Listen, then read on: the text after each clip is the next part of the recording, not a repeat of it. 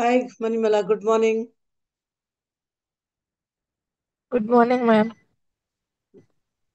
How are you? Fine, ma'am. Wait for another 2 minutes and then we begin, right? Okay, ma'am. Okay, ma'am. So that if anybody is joining, they can join. Okay, ma'am. Mm. 490. Are you able to go through your book? Actually, I am Hello? outside, ma'am. Outside, I am listening class. I have not brought book. Okay. Doesn't matter. So every time when we finish, if you go through it, it is not very difficult. Actually, lifespan development is the most easiest topic for understanding us.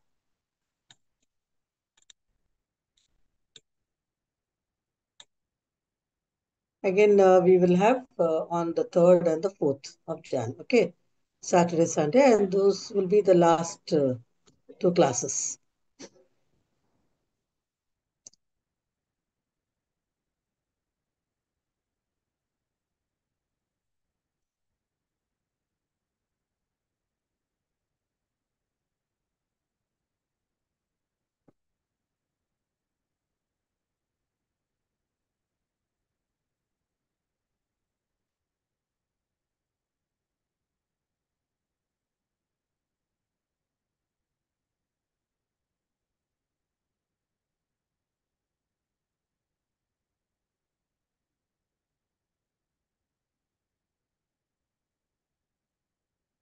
Shall we begin, Manimala?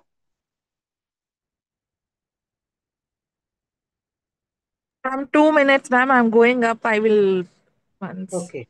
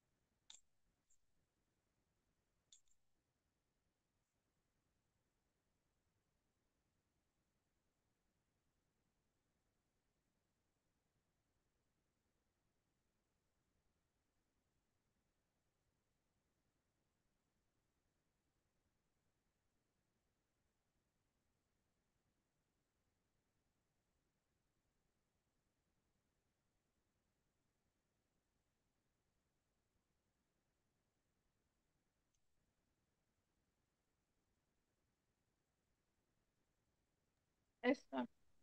Yeah, are we ready? Can we start? Yes, ma'am. Okay, good. I'm audible, right? Clear, right?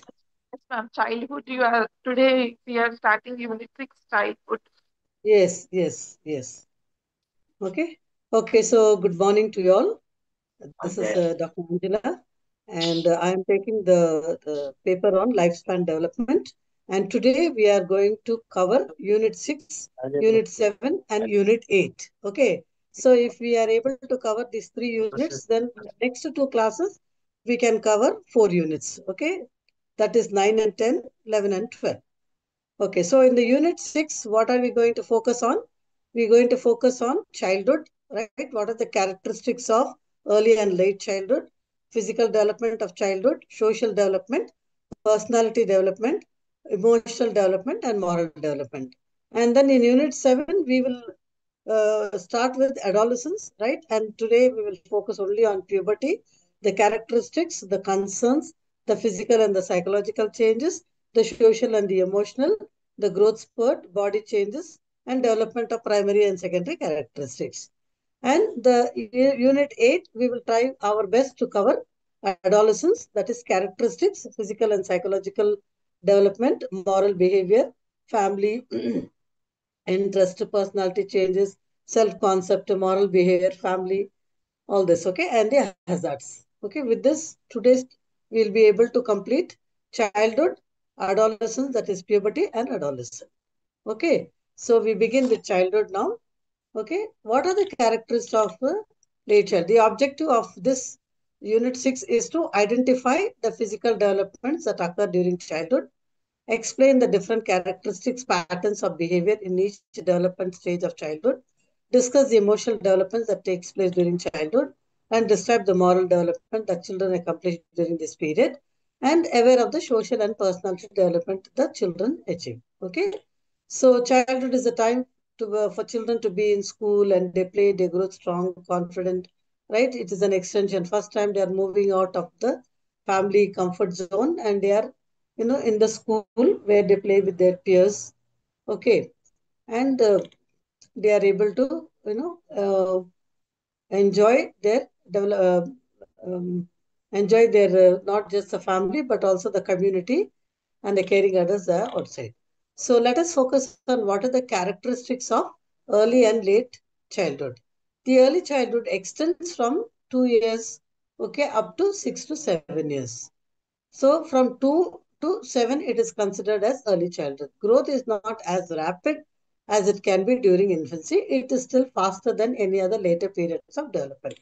During the first half of the stage, the child is busy picking up the skills to communicate, learns the motor skills of walking, running. By 3 years of age, the child uses almost all forms of adult language and takes interest in outside world, but understand it only in terms of concrete perceptual experiences. The child becomes imaginative, right, which helps her to develop initiative to the outside world, explores, experiments, asks questions. Okay, through the activities, he understands the world around him or her. Concrete experiences are very important. Okay, so that is about the early childhood, which is from 2 to 7, right?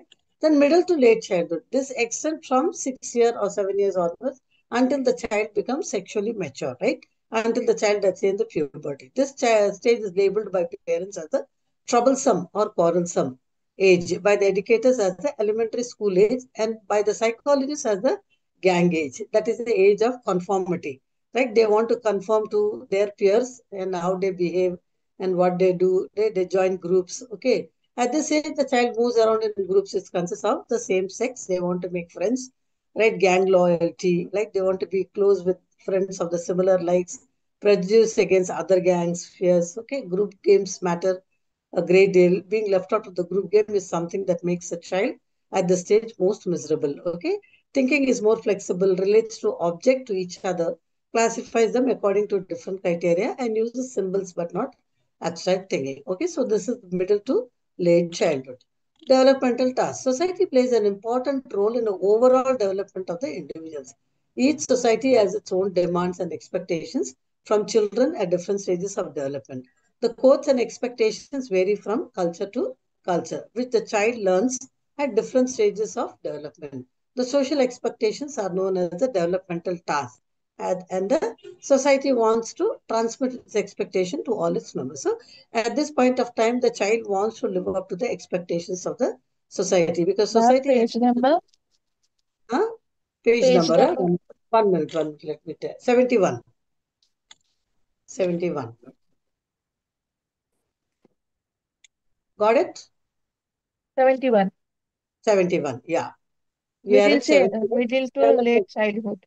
Yeah. Developmental task we are in. Okay, ma'am. Okay. So the child gets, wants to conform to the standards of the society, expectations set by the society. Okay.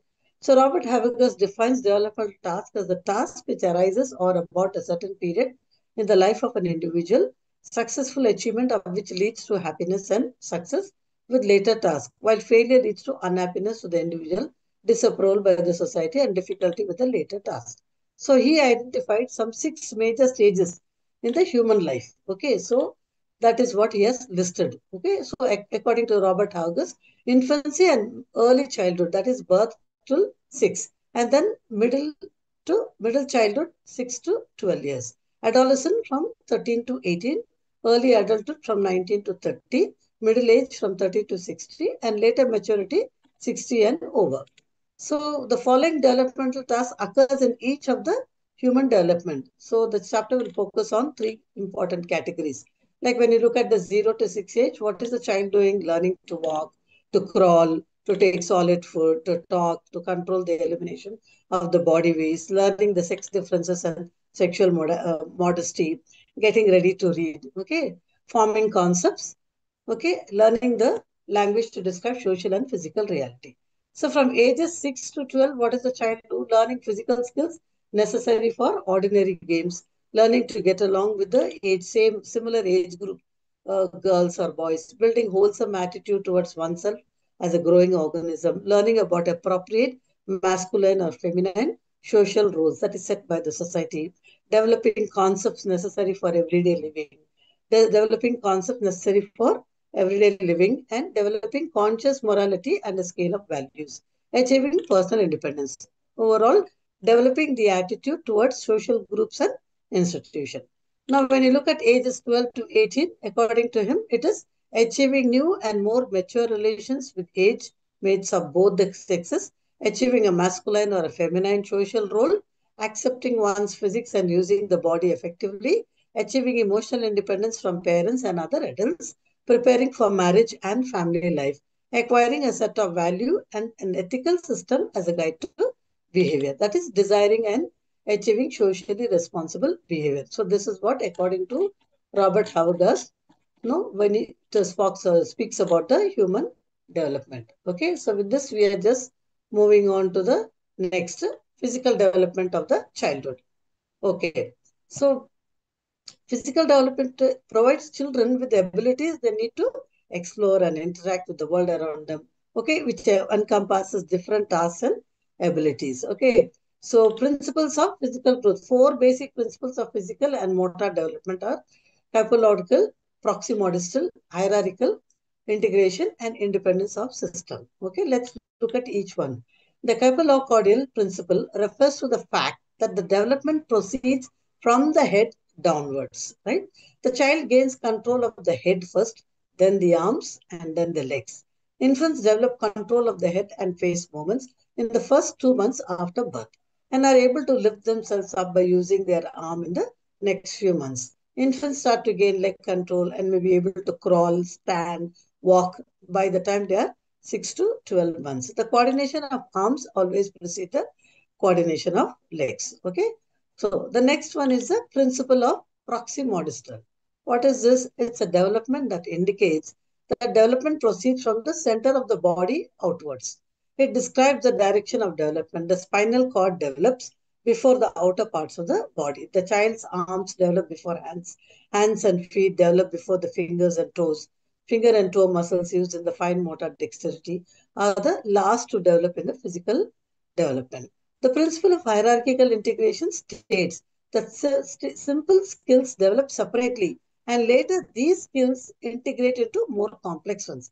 For example, grasping objects in the hand can be mastered once a child learns to control and integrate the movements of the fingers. Principle of independent system. What does it mean? It shows different body systems grow at different rates. This implies that the growth in one system does not depend on the growth of the other system. Example, growth of the body size, nervous system, sexual characteristics are all independent of each other. Physical growth. The body does not grow as a whole and in all directions at once. The growth changes can be divided into four types. What are they? The neural, lymphoid, general, that is skeletal and visceral, and genital development. Among these four development, neural growth is most rapid. This involves the development of the nervous system. The nervous system grows very rapidly before birth and during first 3 to 4 years after birth. Nearly 80% of this growth occurs by the age of 4, after which it tapers off. The rate of neural growth is relatively slow then. At birth, the brain weight is about 1 by 8 of the body weight. At 10 years, 1 by 18th of the body weight. And at 15, 1 by 30th of the body weight. And maturity, 1 by 40th of the body weight. It grows more during the first 2 years of life. The growth of the brain affects all aspects of the child's development. Lymphoid tissue, which plays a role in the body's immune processes, reach the adult level at this age of 6 and doubles at 12. The skeletal system includes the bone that supports and shapes the body. The growth of the skeletal system is rapid at birth. The development of the viscera, such as the respiratory and vascular organs, happens at the same rate as the bones and the muscle tissues. Genital growth occurs markedly after pubescence. Physical growth can be seen in the dimension of body proportions, height, and weight. Change in body proportion, you can see when you look at the child growing, you can see as they move into adolescence, physical growth follows the hypological, proximodical, hierarchical integration, all put together, independence of system principle. At birth, the head and the trunk are disproportionately large and the extremities are disproportionately short. After the first year of the head level grows more slowly and its proportion to the total body decreases progressively. The legs grow more rapidly than the trunk during childhood. Changes in the height. At the birth, the height of the baby is about 17 to 21 inches. The growth rate is rapid during the first 2 years. At 4 months, the child measures 23 to 24 inches. At 8 months, 26 to 28 inches. And 1 year, 28 to 30 inches. At 2 years, the child's height would range Ma'am, between 30. ma'am, sometimes the height well, for the children, some the height was not grown. No, ma'am. Some children will be. Yeah. So that's what Why, sometimes, ma'am? yeah, this is that depends on various factors. Okay. Sometimes it can be the genes, right, running in the family. If everybody is very short, less than 3 feet, 4 feet, like that, so it can be part of the gene. So other part Okay. could be also malnutrition when they are not given, enough this one at the right time. Okay, so that also Nutrition. can stunt the growth, or there could be any other problem, maybe accident or Okay, anything ma'am. else. Okay, Okay, so ma'am. that could be different age. Yeah. So this is normally, according to psychological theories, normally this is how they are perceiving. Like by the time this child is 4 months, they measure this many inches. So normally speaking, but there could always be some exception. Okay. So Okay, ma'am. until the age of 11, boys are taller than the girls are taller than the boys up to, and the gender trend is the height is shown in the graph. Okay. So changes in the weight. Similarly, the changes in the weight also, the trend of the growth curves of the weight parallels than the height, but rather it's rapid in case of weight.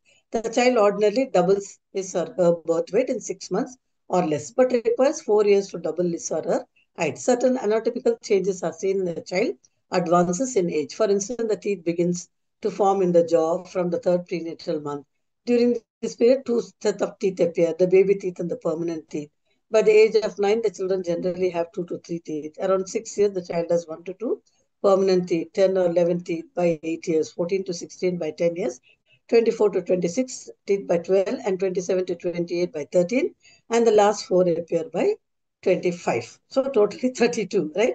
So it is the thing. But of course, exceptions will always be there depending on the kind of situation, the environment, or the problems running in the genes. Okay. Physiological functions. They refer to what process that takes place in the body, which includes sleeping, eating, elimination of weight. Alongside physical development, the child's physiological process also mature and set a pattern. During infancy, there is a shift from the daytime sleeping to nighttime. See, in the beginning, the children will sleep for a longer period of time. Okay, they may sleep for 18 hours, 19 hours, like that. No, it is very good actually, but slowly that all will come down and they'll start shifting. So the duration of the sleep is dependent on the level and the kind of activity the child is engaged in. Nonetheless, there is a decrease of half an hour in the average sleep time with increasing of time. Eating behaviors evolve from sucking to chewing between infancy and childhood, which helps the children to consume semi-solid and solid food progressively in the place of liquid food. Interestingly, the sense of taste concurrently develops among the children. Okay, so typically by the time the child starts school, the bladder control is well established because by the time the child is prepared to get to school, the toilet is trained, bowel elimination happens, timetable is set. The child, the elders will wake up the child on time so that the child has the breakfast, the lunch, the dinner, everything time is set, and then goes to bed early so that the child can get up in the morning. And the child will have night sleep, not in the daytime, so that the child can start going to school. Okay. So the factors that influence the physical and motor development also include hereditary, Ma'am, prenatal some condition. children will be hyperactive, no, ma'am. Why, because of Yeah, what, ma'am?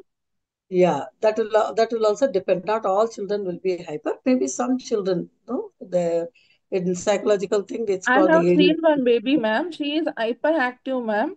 But Yeah. she's at home alone with Mm, mother and father. But she is in a hyperactive, and mm, besides some children, two other children are normals, ma'am. yeah. Correct. So sometimes due to ADHD, that is one disorder, right? The children tend to have more of this kind of a hyper. They are very hyper.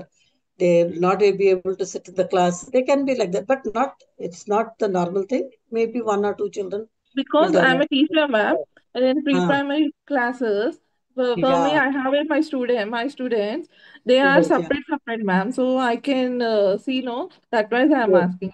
They are Yes, yes, yeah. We should be a little more kinder to this kind of children because they have a genuine problem. They are not yes, able ma'am. to. It's very Yes, ma'am. severe. Sometimes they are also, taken to the doctor. Other time they need to have a lot of physical activity. A little bit of breathing exercise, yoga, meditation also will help. I know they are very Okay, small, but we can always help them. Okay. So with okay, ma'am. this, we conclude the physical growth depends on maturation and learning. And learning plays a major role in the physical and motor development. Social development. What is social development? That refers that the children become more mature physically, cognitively, and emotionally. Their social relationship with family and peers also mature and change accordingly, right? So in the sensory motor development, a baby's main social need and developmental task is bonding and connecting with the primary caregivers, like the immediate people who are looking after them, right? If the parents are working parents, and maybe the aunt or the grandmother or some caregiver, okay? So they start connecting with them, they start bonding with them, okay? In contrast, young children start to branch out and create other social relationships. During middle childhood, peer friendships take one more prominent role. So every society has its own norms. Accordingly, the children will develop as per the social norm. Now, there are some stages of social development, okay? So what are those? One is the early childhood, 2 to 6 years, okay? Early childhood marks the beginning of child's contact outside the home. By the second year of life, the child shows social interaction due to increase in locomotor and physical abilities, as well as developing cognitive and learning language skills. The child's interaction starts with the use of words to communicate. Okay, they become more complex and also reciprocal. The child learns to respond. Okay, in the preschools, they are taught. Okay, so the early childhood they relate mostly through play. During the second, there are elementary understanding of the rules of social action, mainly in the forms of toddlers who play the games. Okay, they wait for their turn. They learn to cooperate. Okay, they learn to imitate adult behavior. Okay, all this. So during the third year, the first sign of pro-social behavior, sharing, helping, caring, all these, become dominant forms. Okay. Also, social behavior, negativism, aggression, quarreling, teasing, bullying, also will be, learned at this point of time. In early childhood, emergence of conflict is seen, and more in case of sociable toddler. With succession encounter, toddlers develop reciprocal relationship. At the end of 5 years, the children develop true friendships. During the preschool, the emergence of social dominance hierarchies, which refers to ranking individuals in terms of their dominance to the group. More dominant children are the winners of conflicts, where less dominant are the losers. So, in this context, a lot of bullying also can happen. Okay, then middle to late childhood, which is 6 to 12 years. Here, what happened 10% of the time in social interaction with their peers. Okay, because they are in the school. Middle childhood rises 30%. Late childhood is characterized by the beginning of young age. Like they associate, the similar kind of interest children. The girls will associate, make friends with more girls and the boys with more boys, where, they are able to have the social dominance, I tend to be more stable in the middle childhood. Milestones in children's social development. What are the milestones? In 2 years, there is an understanding of social exchange in children. First evidence of pro-social behavior found in children according to the desired psychology. 3 years, the children begin to engage in cooperative play, operate according to belief. The dominance hierarchy are observed. In the age of 4, their most associative play and their conflicts are observed in relationship. At the time when they are 6 years of age, they spend more time with their peers. Peer groups increase in size. Okay, the goals of friendship is typically defined and shared interest and maintenance and coordinated and successful ways. 7 to 9 years, the goals of friendship, gaining peer acceptance. 9 to 12 years, intimacy and self-disclosure. Right, they are able to come close. Personality development. Okay, this includes those stable psychological characters that defines each human being as unique. Both children and adults have personality traits, long-term characteristics, and temperaments. Okay, while a variety of explanations are possible, most experts agree that whatever causes an individual personality is established by the end of early childhood. Okay, so the combination of pro-social, parent, and biological influence are likely responsible for the ultimate determination of human traits and states. Family relationships are critical to the physical, mental, and social health of growing preschoolers. Many aspects of the family, parenting techniques, discipline, the number and the birth order of the sibling, whether they are number three, number two, whatever, family's financial condition, family circumstances, family health, all contribute to psychosocial development. Preschoolers may learn much more from their sibling as from their parents. The preschools are associated with major development in young children's socialization. No longer totally depend on parents, preschoolers begin to the long road to becoming adept at functioning on their own world. During the early childhood, 2 to 6, children gain sense of being separate and independent from their parents. According to Erickson, the task of preschooler to develop autonomy or self-direction as well as initiative or enterprise. Okay. According to Erickson, the primary development task of middle and late childhood is attain industry, feeling of social competence, competition that in athletics or daredevil activities. Okay. And numerous social adjustments are made. Okay. Then Eric Erickson's psychosocial development, right? Theory considers the impact of external factors, parents and society on personality development from childhood to adulthood. Erickson believed that people are constantly developing socially from the birth throughout their life, and successful mastery at each stage leads to healthy personality, and failure to complete the stage successfully can lead to inhibitions and completion of other stage and unhealthy personality. He divided the phases of psychosocial development into 8 distinct phases. The first four from infancy through adolescence. The first four are the mistrust, trust versus mistrust.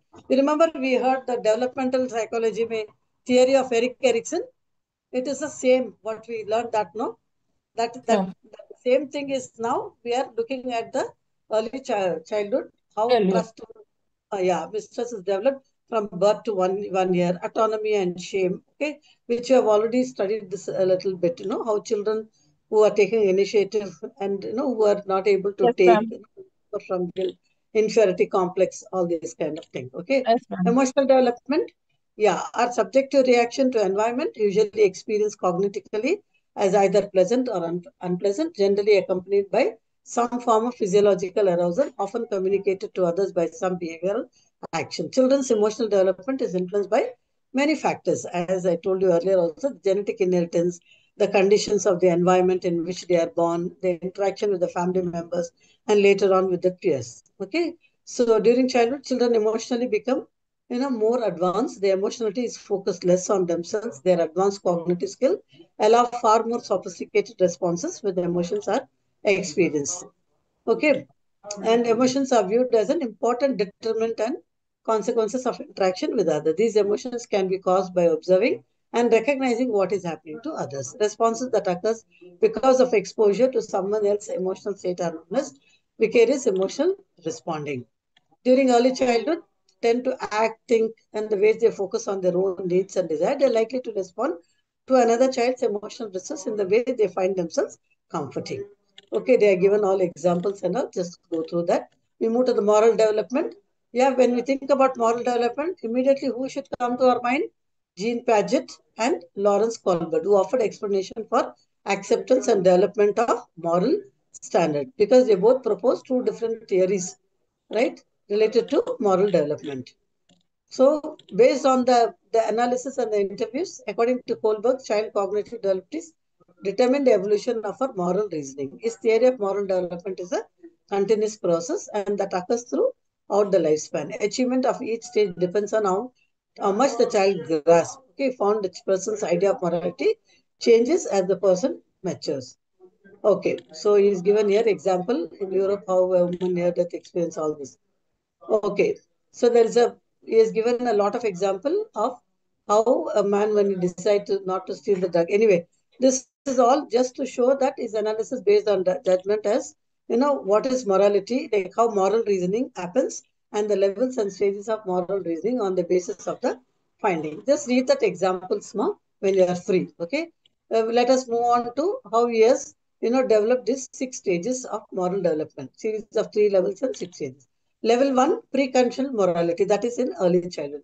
It is based on the desire to avoid punishment and gain reward, because nobody would want to get punishment. Everybody likes to have a reward. So I will do what I'm supposed to do in order to avoid punishment. Is the character's level and emphasize more on events and physical needs rather than the people's standard. Level 2, conventional morality, which happens in the later childhood. It is based on child's notion, I will do what I'm supposed to do, as things work out better when everyone follows the rule. The child identifies with his parents and conforms to what they regard as right and wrong. The child has a motive to conform, not the notion of ethical standard. Level 3, post conventional morality, which is from adolescent onwards. It is characterized by self accepted moral principles. I will do what I'm supposed to do because I think that it is the right thing to do. Here, the child is rationalizing. Moral judgment is rational and internalized, and its conduct is controlled by an ethical code that is relatively independent of others or approval of castigation.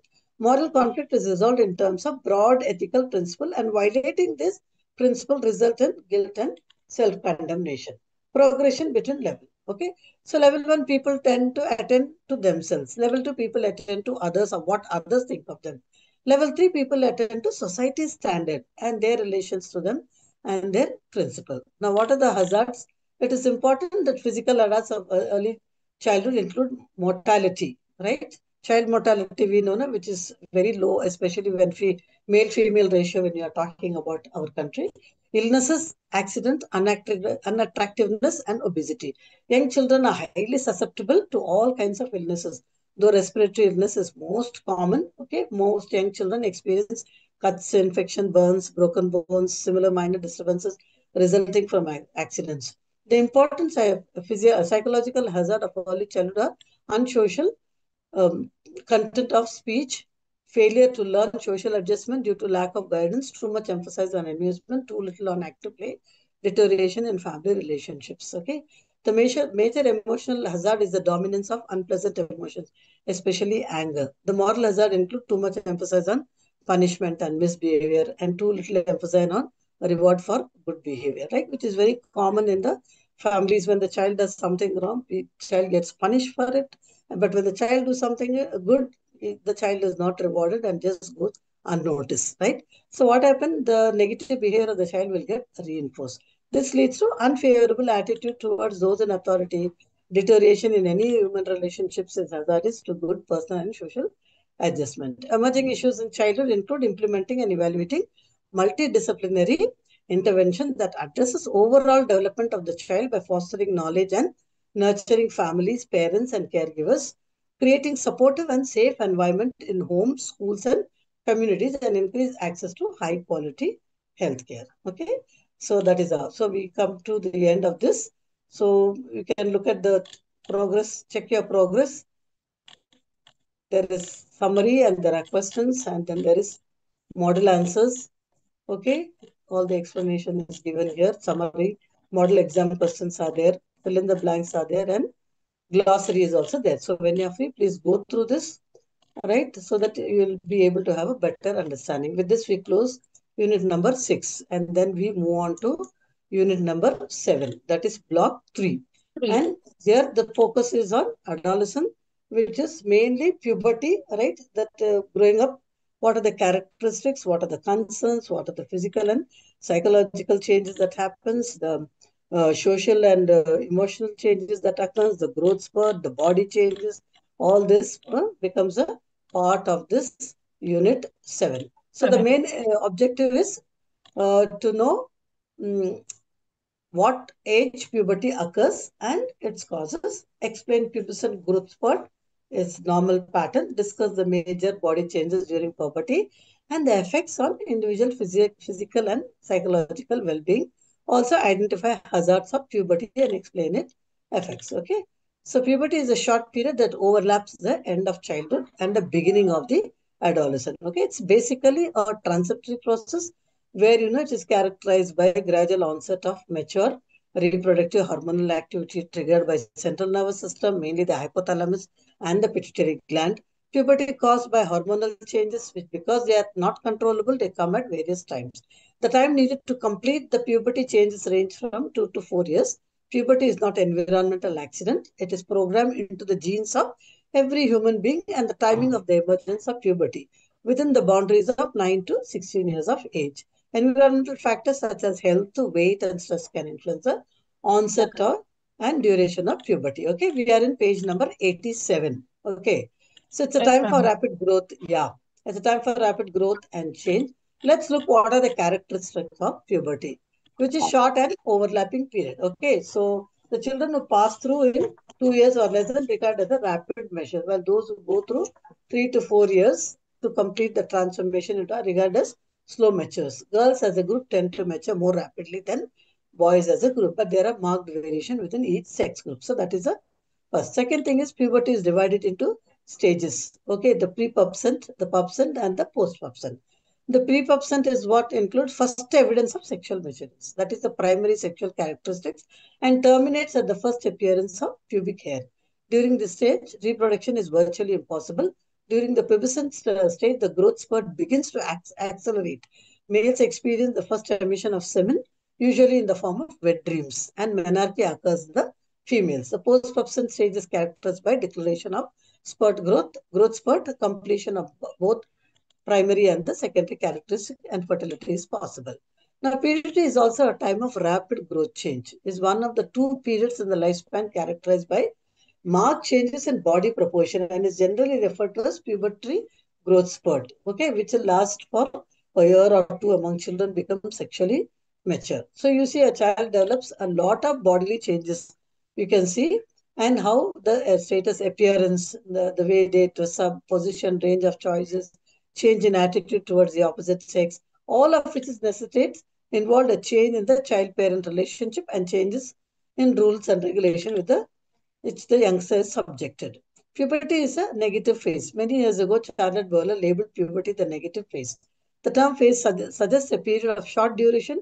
Negative suggests that the individual takes an anti-attitude towards life, or it seems losing some of the good qualities previously developed. Like, the children as they grow, once they turn into adolescence, they want to question everything, they want to rationalize. So they may not be as obedient as they were as children, or they may not comply with whatever you used to, you train them as a child. But now the lot of changes will happen because they are growing. There's evidence that the behavior characteristics of negative phase of puberty is more pronounced in girls than in boys. Puberty occurs at variable age, right? It can occur any time because it varies from person to person. 4 years with the girls and an average slightly less time than boys. Variation in age which puberty occurs and the time need to complete the transformation of the girl. Okay, so it is generally begins around 9 or 16 and it depends from variation within 3 years or 4 years or whatever the children will move into adolescent. Concerns. What are the major concerns here as they grow with the children once they move from the late childhood to adolescent? They develop a lot of you know confusion, feeling of inadequacy because they're growing tall, their uniforms are getting shorter, the boys are getting, the beard, their voice changes, the way they become more shy and it affects the self-concept, all this.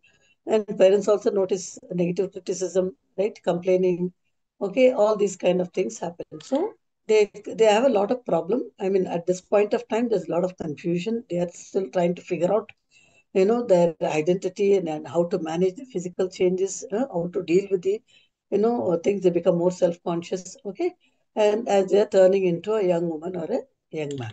Physical and psychological changes, the two concerns relating to biological changes.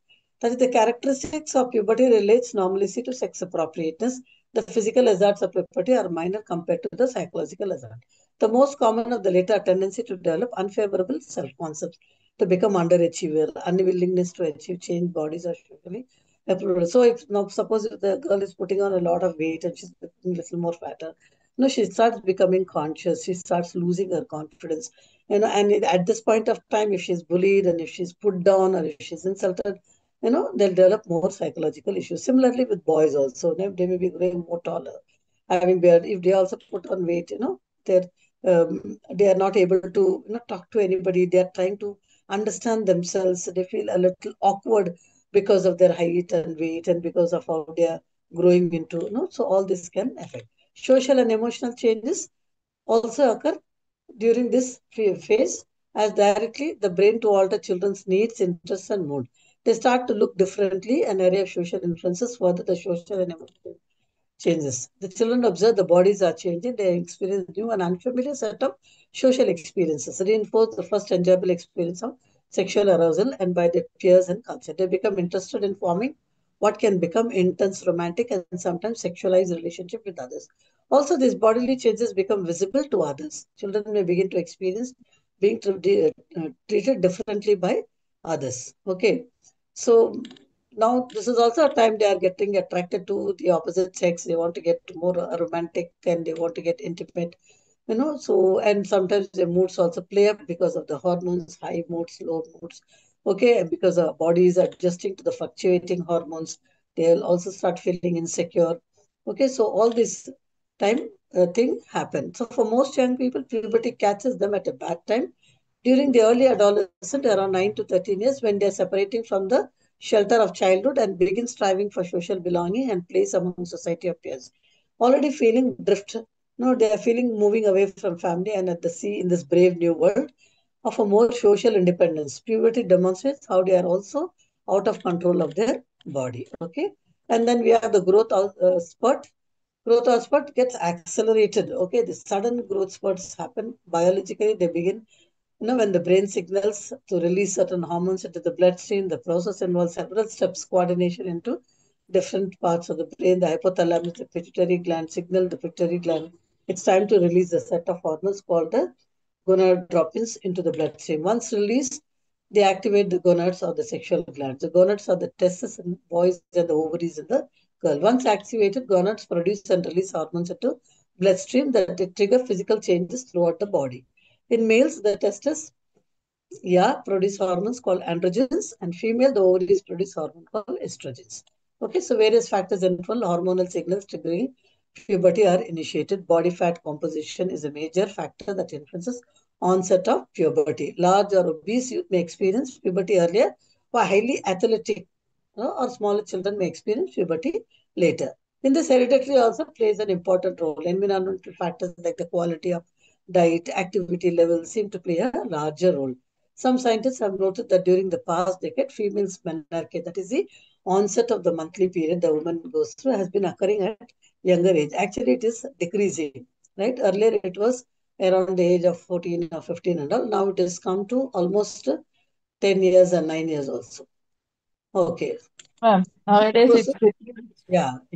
The process and experience of puberty is different in boys and for girls. Okay, so there is a basic difference in between the boys and the girls, and a lot of other factors also influence, like the genes influence, the environmental factors influence, the kind of diet, the kind of nutrition that they get, the kind of family, unity or family stability, instability. All this will matter at this point of time, and it is a very, very crucial period, especially for the adolescents, because they are dealing with so many things.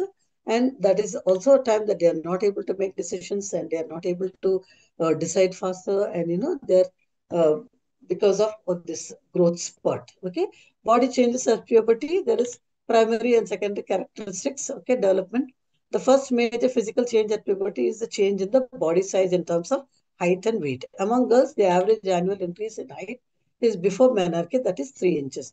After the menarche, the rate of growth slows down, coming to standstill at around 18 years. For boys, rapid growth in height around 13 and ends by 15. With the peak of 14, the greatest increase in height comes in the following year on the onset of puberty. After that, the growth decelerates and continues at a slow rate until the age of 20 or 21.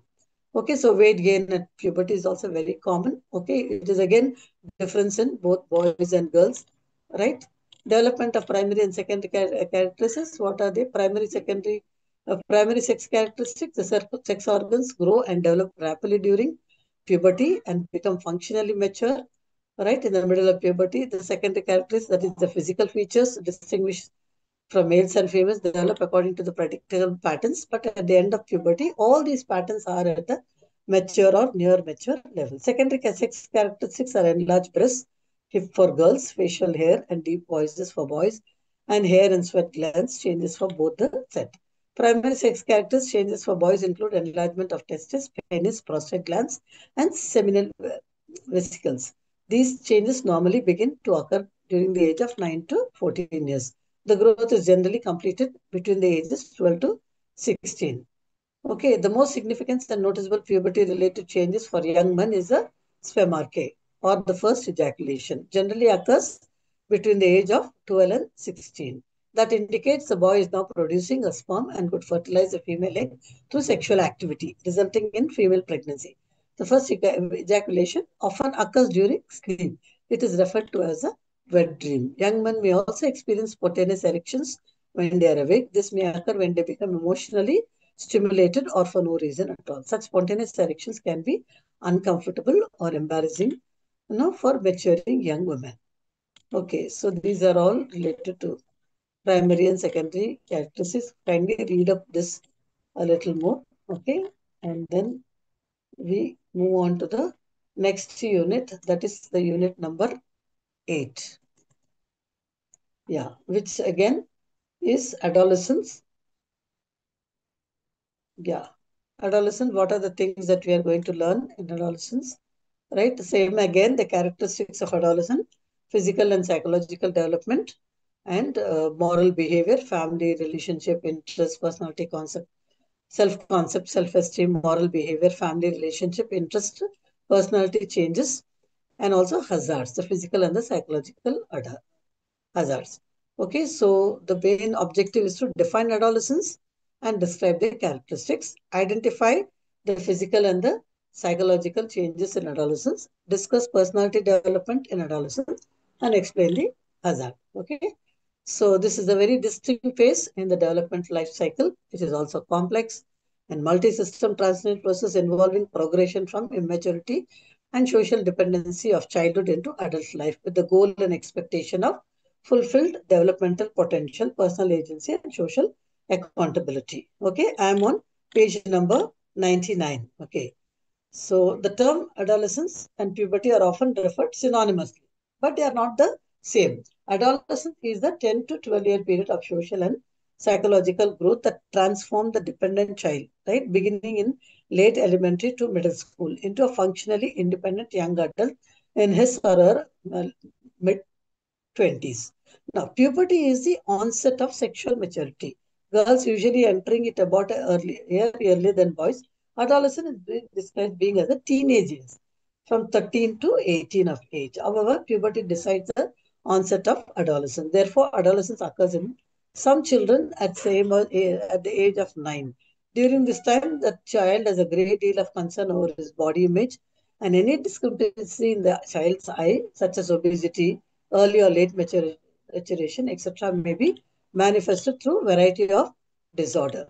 During adolescence, there's large degree of psychological growth, yeah, as children make adjustments in their personality due to rapid physical and sexual development, which are the characteristics of this period's life. Adolescents face ongoing conflict and difficulty adapting to the sudden upsurge of sexual and aggressive drives. These changes cause unrest and confusion in the adolescent inner self and the way they perceive the world. Now, what are the characteristics? It is an important period of change, right?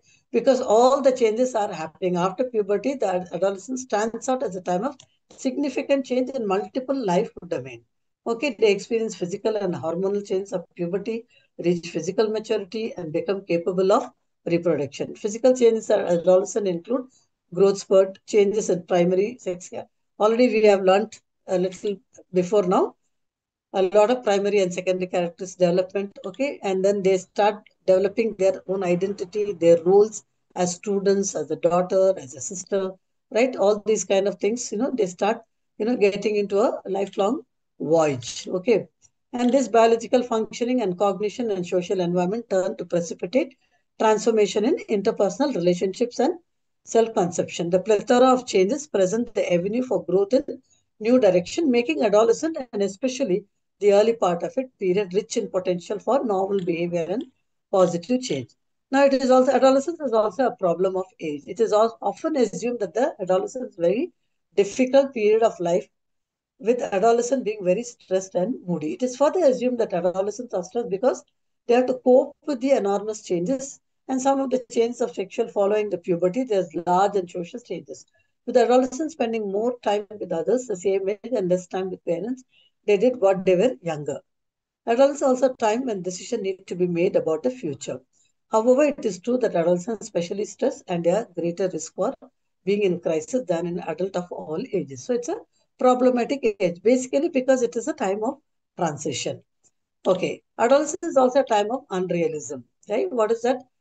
They always, serve their own best interests, even as defined by them. Sometimes their perception of their own risk, even survival to adulthood, is a larger than reality. In cases they underestimate the risk of a particular action or behavior. It is possible to likely that some adolescents engage in risky behavior because of the perception of invulnerability. The current conventional wisdom of adult views of adolescent behavior, however, take risk because they feel vulnerable to a point approaching hopelessness. In either case, the perception can be prompt adolescent to make poor decisions, then they can put them into risk and leave them vulnerable to physical or psychological harm that may have a negative impact on their long-term health and viability. Feelings of uniqueness may stem from fascination with one's own thought, and where adolescent believes that his or her thoughts are completely novel, unique, which is compared to thoughts and experiences of others. This belief stems from the adolescent's inability to differentiate between concerns of his or own thoughts. This is likely to think that everyone else is just concerned with him or himself. Okay, so this is how he or she might be experiencing the particular time that these experiences are unique to him or her. It's also, I told you earlier, transitional period, which is moving into adulthood. Okay, so life transitions are period in time where individual experience major changes. Transition may occur during periods between two relatively stable states of human development. The associated changes with transition instability as the person passes through the period, through this period. During this period, the individual typically required to make major adjustment to develop new skills, to learn to cope with new experience. And one major transition during the final years or the years of high school, and that is the period of adolescence. Okay, it's also a period of physical, cognitive, social, and emotional changes where multiple transitions are happening. As adolescents accept responsibilities, adulthood, they must take important choices about leaving home, continuing education, finding a job, or starting a family. Over the past several decades, with more youth entering college and delaying marriage, the transition has become even more complex. Okay, economic, social, and cultural factors such as high cost of secondary education, fractured connections to the community have compounded the confusion of this period. Adolescence is nestled between two transitions, the end of the childhood and the beginning of adulthood. With malleable borders, epidemiological data suggests a trend towards early puberty in some countries. At the other end of the spectrum, social changes and growing awareness of the timeline of brain development are pushing the accepted threshold for adulthood well into 20s. A successful transition to young adulthood will form a foundation for individual in future stages of development and transition. Physical and psychological development. Okay, some things may get repetitive, like we already spoke, no, when we are talking about adolescence. Okay, what are the physical changes, right? Which is very obvious. Okay, the menstruation, the menarche, right? The wet dreams of boys, and both this, all this. Okay, so then psychological development. Self-evaluation process leads to beginning of long-range goal setting, emotional, social independence. Okay, three distinct changes can be identified in the psychological development of the adolescent, even though there's a great deal of overlap in these stages. Okay, during early adolescence, that is, here mentioned as 11 to 13, which centers the developing a new self-image due to physiological changes. Adolescents need to make sure of the newly acquired skills of logical thinking and ability to make judgments rationally.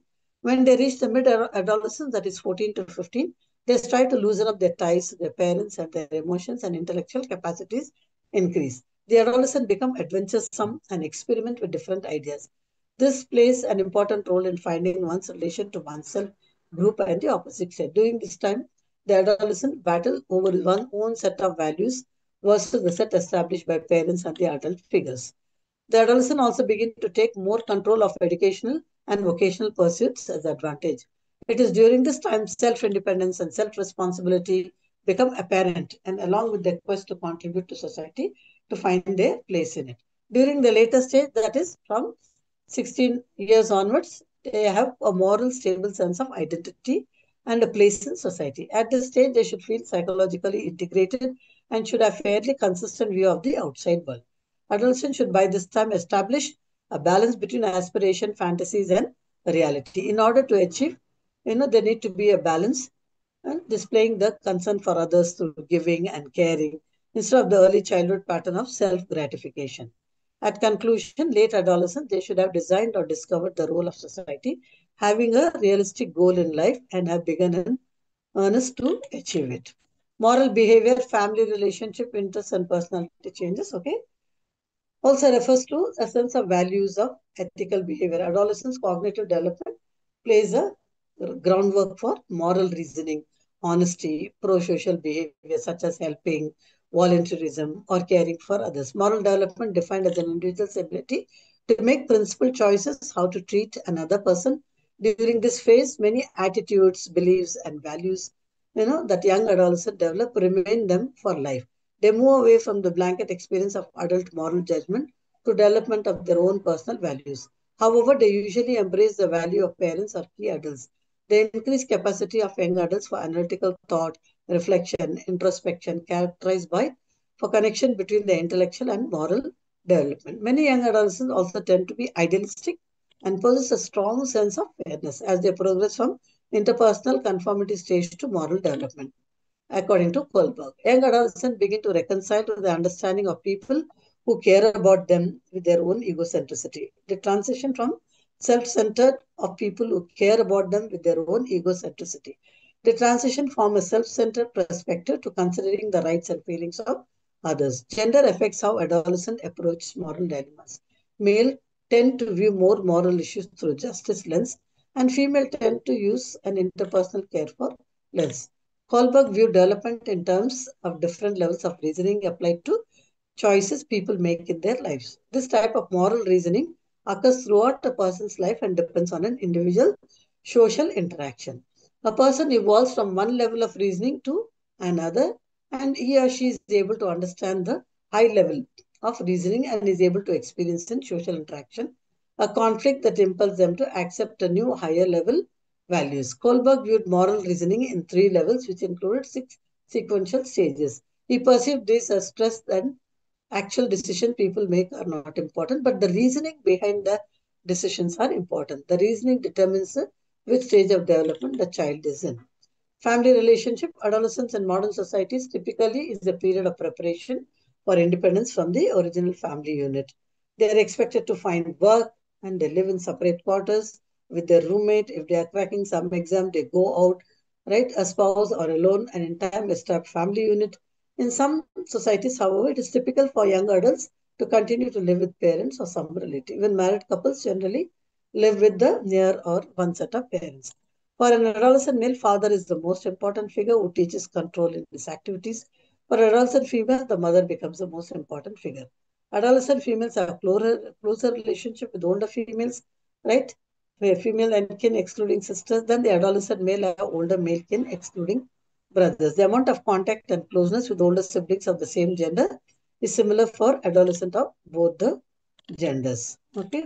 So during this period, parent-adolescent conflict tends to increase because there's a lack of understanding, perception. Sometimes the parents belong to the old school of thought, right? Sometimes they are not able to understand there's a kind of a generation gap. Is a youngsters, the way they think, the way they pursue, the way they choose, the way they make choices and decisions. So due to all this, there could be a kind of contradiction. There could be a kind of conflicts that can occur, which is a normal process of development. Okay, interest and personality changes, that is the self-concept and self-esteem. Erikson, especially interested in personality development, according to him, main challenge of adolescence is the struggle to form a clear sense of identity. The struggle involves working out of concept of oneself as an unique individual and embracing an ideology or a system of values and interest that provides a sense of direction. Although the struggle for sense of identity neither begins nor ends in adolescence, it tends to be especially intense during this period. Identity includes two concepts. One is the self-concept, a set of belief about one has about oneself, right? Which attributes, tall, intelligent, or whatever, roles and goals, occupation one wants to have grown in, interests, values, and beliefs, religious and political. Second is a self-esteem, which involves evaluating one's feelings about one's self-concept, Global self-esteem refers how much we like or approve of a person, ourselves as a whole. Specific self-esteem refers to how much we feel about certain parts of our self. Self-concept and self-esteem are different, distinct concepts. Okay. So there is some this thing on self-concept. What is it? A process by which an adolescent begins to achieve a realistic sense of identity. Also involves experimenting with different ways of appearing, sounding, and behaving. Each adolescent approaches this task in his or her own unique way. So just as one adolescent explores more in one domain, maybe music, another will explore in adopting a certain style of experience. Most experimentation is a positive sign that the adolescents feel secure enough to explore the unknown. Adolescents who fail to experiment in anything sometimes seem to be more stable, but in fact, they become experiencing more difficulty than the youth who seem to flit with one interest to the other. As children get older, the self description gradually evolves from listing of their physical behavior and other external attributes to sketches of their enduring inner qualities, that is, their traits, values, beliefs, and ideologies. There is a developmental shift towards more abstract or psychological portrayal of self. Adolescents use more psychological terms to describe self than children do and are becoming more aware that are not the same person in all situations, a fact that may puzzle or even annoy them. There are cross cultural variations in nature and content of people's self concept. Clearly, traditional values and beliefs of one's culture can dramatically influence the kinds of self concepts that emerge. What is considered desirable in a way of self concept may be very dramatically change across culture. Western societies such as US, Canada, Australia, and industrialized countries of Europe might be termed as individualistic societies. They value competition and individual initiative and tend to emphasize ways in which people differ from each other. Okay. So the distinction between the individualistic and the collectivistic culture value system are important ones that have an implication on this self-concept. Okay, self-esteem as children grow, develop, they begin to understand themselves and construct more integrated self-portraits.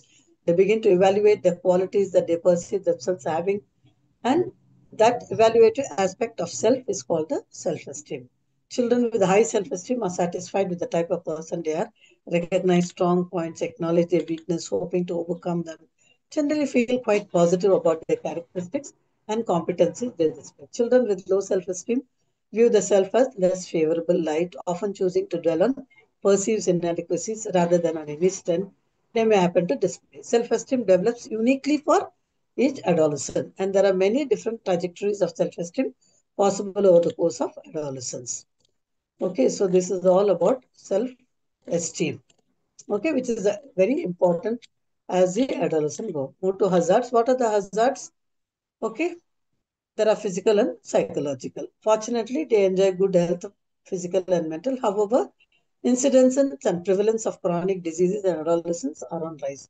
The most common problem of adolescents relate to growth and development. School, childhood illnesses that continue into adolescence can cause problem. Mental health disorders, consequence of risky or illegal behavior, including injury, legal consequences, teen pregnancies, infectious diseases, substance abuse, all these kind of things, can hinder. It become the hazard. Injuries, unintentional injuries are the leading cause of death and disability among adolescents. Okay, so there is a survey that suggests in 2016 that 135,000 adults died as a result of road traffic accidents. Many of them died vulnerable road users, including pedestrians, cyclists, users, motorized two-wheelers. Drowning is also one of the top 10 causes of death among adolescents when they go to, swim in the pool or they are going to near the waterfalls. There are so many other or near the beach. So nearly 50,000 adults, over two-thirds of them are boys, estimated to have drowned in 2016, which is sad. Injuries. Violence, interpersonal violence is the third leading cause of death in adolescents globally, though its prominence varies substantially by the world region. It causes nearly a third of all adolescent male deaths in low, middle, and income countries in the WHO region of America. Globally, one third of adolescent girls 15 to 19 years, almost 84 million, have been victim of emotional, physical, and sexual violence perpetrated by their boyfriend's husband's partner. HIV/AIDS is again another hazard. An estimated 2.1 million adolescents living with HIV in 2016. Overall number related to deaths have been decreasing since the peak of 2006. Estimates suggest this is not the case among adolescents. Other infectious diseases, there are plenty, right? Measles, 90% in the African region. Diarrhea, lower respiratory tract infection, estimated among top 10. And there are diseases, meningitis, top 5 adolescent death in the African world. Then there are other diseases also.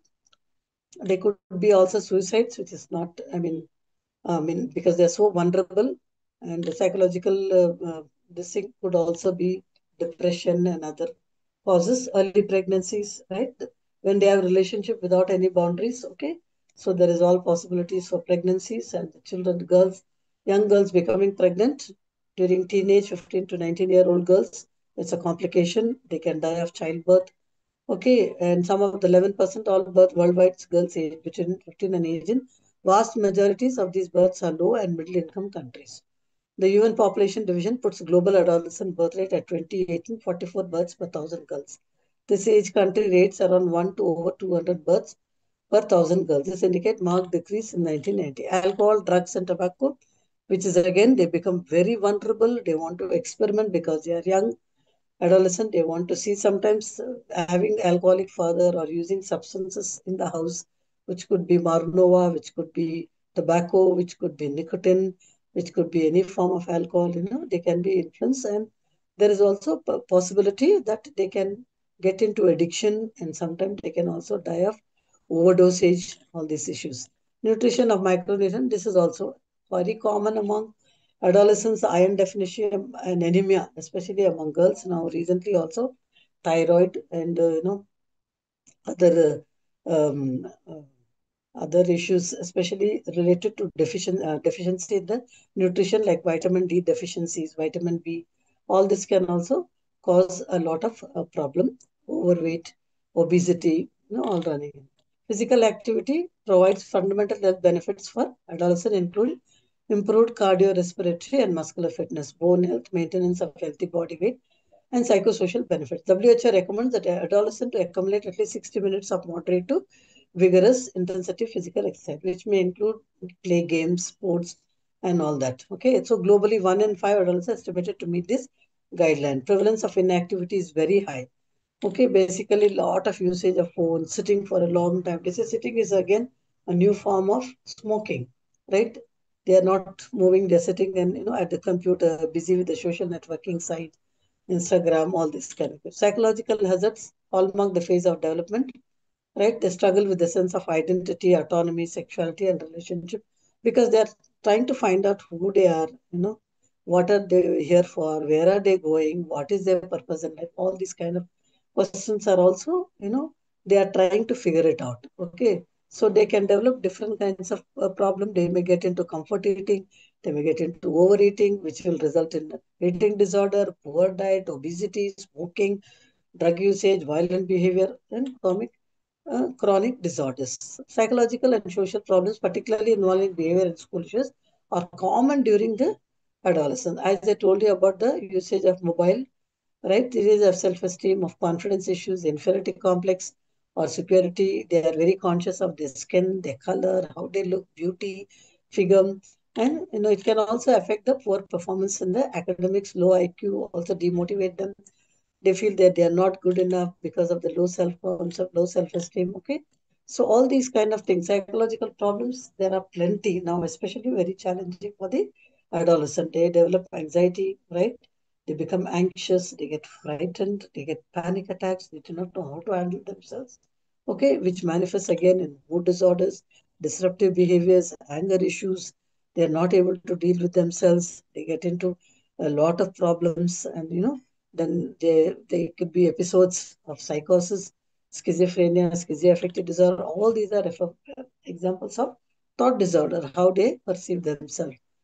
Okay, the advent of social media has changed the way we interact with each other. Okay, so they lead to solitary lives, are happy, resulting in unhealthy behavior, sedentary lifestyle, internet addiction, all right, adversely affect the academic performance. It's a crucial period. Adolescence is a crucial period for developing and maintaining social and emotional habits important for mental well-being. This include adopting healthy sleep patterns, taking regular exercise, developing coping, problem solving, interpersonal skills, learning to manage emotions, supportive environment in the family, at school, and wider community are also important. Okay, so with this, we end with the hazards of, you know, they faced by the adolescent. So you have the summary, you have the checklist process, model persons. So today we are thankfully able to finish Unit 6, Unit 7. Then unit 8. Uh, yeah, we also 3 completed, units, ma'am. yeah, 3 units. So hats off to myself and to all of you for your Thank you, patience. ma'am. Sorry, I'm not letting you all talk because I want to keep, ensure that we complete the syllabus. Okay, so Yes, that's ma'am. it. 12 units are there. Time is less. Units are more. Yeah. So next time we are meeting on the 3rd, that is a Saturday, again, same time, 12 to 1 only is the class, English psychology. And Yes, ma'am. then again, Saturday, Sunday, that is the 3rd January and 4th January, which will be Yes, 12 ma'am. to 1, same time, and we log in. And today I never had any problem, thanks to B.R. Ambedkar University. They just let me in faster. So thank you, and thanks for listening. God bless you. Thank you, Until we ma'am. meet next week. Thank you, ma'am. Bye. And Happy New Year, Have a ma'am. nice day. Happy New Year to In all. advance, in advance, Happy New Year, madam. Thank you. May 2026 bring you lot of peace, prosperity, and blessings to all of you. God bless you. Thank Bye you, bye. ma'am. Bye Thank bye. you, Thank ma'am. you. Bye, ma'am. Bye. Bye, Bye, bye. ma'am. Bye bye. Bye, bye, ma'am.